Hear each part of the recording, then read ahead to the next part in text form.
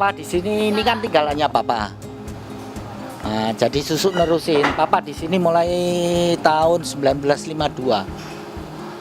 Jadi papa nggak ada waktu tahun 1987, susu gantiin nerusin. Home industry dulunya. Jumlah karyawan kurang lebih ya ada 12 orang ya. Jadi kita kerja mulai jam 9 pagi sampai selesai. Selesai sore paling lambat jam 4 lah. Jam 3, jam 4 sore udah selesai. Kita nggak keluar sampai luar kota. Jadi kalau kita bawa keluar kota itu kebanyakan sekarang kan dari Jombang masuk sini. Ya, kalau tahunya susu dibawa ke Jombang ya rusak udah. Ya mestinya ya dikasih apa pengawet atau pengeras, itu biasanya mereka yang bikin gitu-gitu itu. Nggak ada bahan kimia sama sekali susu bikin. Oh, satu hari ya cuman berapa ya, kurang lebih ya 4-5 kuintal lah. Nggak sampai banyak. Kalau dulu memang banyak, bisa sampai 3 ton sehari.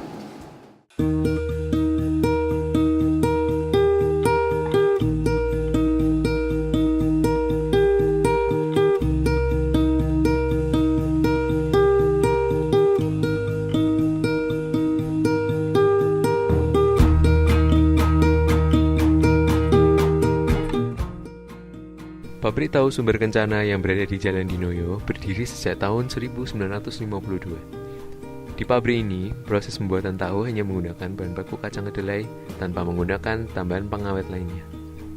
Proses pembuatan tahu diawali dengan proses perendaman kacang kedelai yang berlangsung kurang lebih 2 jam.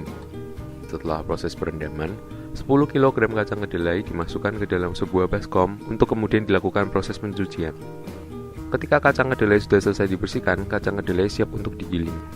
Dulu, proses penggilingan dilakukan dengan menggunakan alat giling batu yang diputar dengan tangan. Tapi, sekarang ini proses penggilingan sudah dilakukan dengan menggunakan mesin penggiling. Kacang kedelai hasil gilingan kemudian dimasukkan ke dalam sebuah tungku besar untuk dimasak. Untuk memasak dalam kapasitas yang besar digunakan tungku dengan tenaga uap boiler kettle. Pabrik tahu Sumber Kencana memiliki sekitar 6 tungku besar untuk memasak hasil gilingan kedelai. Setelah proses ini, kemudian hasil rebusan kedelai masuk dalam proses penyaringan. Pada proses penyaringan, pabrik tahu Sumber Kencana menggunakan sebuah kain saring besar yang digantungkan di atas tungku wadah hasil saring. Dari proses penyaringan dihasilkan 2 hal, yaitu ampas yang berada di kain saring dan air atau sari hasil penyaringan. Di sini, ampas yang berada di kain saring diambil untuk dijual sebagai makanan sapi perah atau ternak. Sedangkan air atau sari dari hasil penyaringan rebusan kedelai digunakan untuk membuat tahu. Air atau sari hasil penyaringan tersebut dilanjutkan dalam proses pengendapan. Dalam proses pengendapan, digunakan pemberat batu yang berfungsi untuk menekan air keluar dari sari yang didapat, sehingga hanya tersisa sari patinya. Proses pengendapan ini berlangsung selama 15 menit di dalam 8 papan atau kotak kayu dengan ukuran 50 x 50 cm.